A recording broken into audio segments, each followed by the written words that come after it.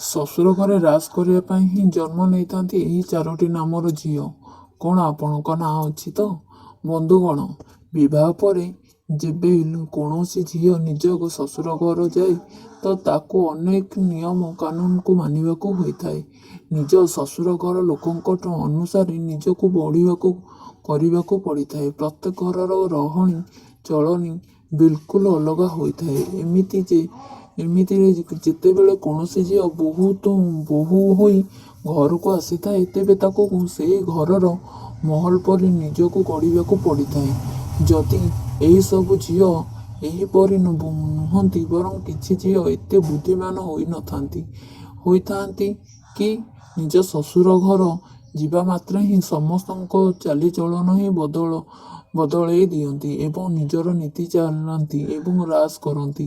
ବନ୍ଧୁଗଣ, ଶ୍ୱଶୁର ଘର ଯାଇକି ସବୁକିଛି ନିଜ ମୁଠା କରିବା ମଧ୍ୟ ଗୋଟିଏ କଳା ହୋଇଥାଏ। ତେବେ ବନ୍ଧୁଗଣ, ଆଜି ଆମେ ଆପଣଙ୍କୁ ଏପରି 4ଟି ଝିଅଙ୍କ ବିଷୟରେ କହିବୁ ଯିଏ ନିଜ ଶ୍ୱଶୁର ଘରେ ରାଜ କରିବା ପାଇଁ ହିଁ ଜନ୍ମ ନିଅନ୍ତି। ବନ୍ଧୁଗଣ, ଝିଅମାନଙ୍କ ମଧ୍ୟରେ ଏମିତି କିଛି ଖାସ ରହିଥାଏ ଯେଉଁ କାରଣରୁ ଶ୍ୱଶୁର ଘରେ କେବେ ସେମାନଙ୍କର ହିଁ ଚାଲିଥାଏ। ତେବେ ଆସନ୍ତୁ ଜାଣିବା ସେହି ଖାସ ନାମର ଝିଅଙ୍କ ବିଷୟରେ। ଏ ନାମର ଝିଅ, ଆଜ୍ଞା ହଁ, ଏ ନାମର ଝିଅ ବହୁତ ଚାଲାକ ହୋଇଥାନ୍ତି। ଏମାନେ ଅନ୍ୟ ଲୋକର ହୃଦୟକୁ କିମ୍ବା ସେମାନଙ୍କଠାରୁ ନିଜ କାମ ହାସଲ କରିବାକୁ ବହୁତ ଭଲରେ ଜାଣନ୍ତି। ସେମାନେ ଯେବେ ନିଜ ଶ୍ୱଶୁର ଘର ଯାଆନ୍ତି ତ ନିଜ ମିଠା ମିଠା କଥାରେ ସମସ୍ତଙ୍କୁ ନିଜର କରିଦିଅନ୍ତି। ଏହାପରେ ତାଙ୍କୁ ସ୍ୱାର୍ଥପର କରିଥାନ୍ତି, ସମର୍ଥନ କରିଥାନ୍ତି ଆଉ କେହି ବି ତାଙ୍କ ବିଷୟରେ ଜାଣନ୍ତି ନାହିଁ। ବନ୍ଧୁଗଣ, ତାଙ୍କର ଏହି କଳା ତାଙ୍କ ଶ୍ୱଶୁର ଘରେ ତାଙ୍କୁ ସମସ୍ତଙ୍କୁ ଫେଭରାଇଟ୍ କରେଇଦିଏ ଏବଂ ସେହି ଆରାମରେ ସେମାନେ ରାଜ କରନ୍ତି। 2ରେ ଏଚେ ନାମର ଝିଅ। ଏଚେ ନାମର ଝିଅ ବହୁ ଦକ୍ଷତାଶାଳୀ ହୋଇଥାନ୍ତି। ସେମାନେ ନିଜ ଦକ୍ଷତା ବଦଳରେ ଶ୍ୱଶୁର ଘର ଲୋକଙ୍କୁ ପ୍ରଭାବିତ କରନ୍ତି ଏବଂ ଏହାକୁ ଶ୍ୱଶୁର ଘର ଲୋକଙ୍କୁ ଅଣଦେଖା କରିପାରନ୍ତି ନାହିଁ। ଏହାଦ୍ୱାରା ଶ୍ୱଶୁର ଘରେ ତାଙ୍କର ନାମ ହୋଇଥାଏ।